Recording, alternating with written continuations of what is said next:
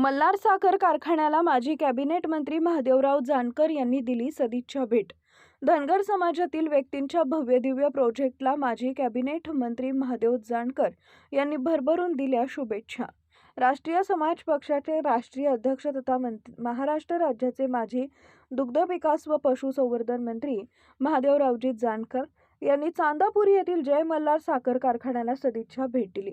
यावेळी मल्हार साखर कारखान्याचे चेअरमन काशीनाथरावजी देवकते पाटील यांनी स्वागत व सत्कार केला.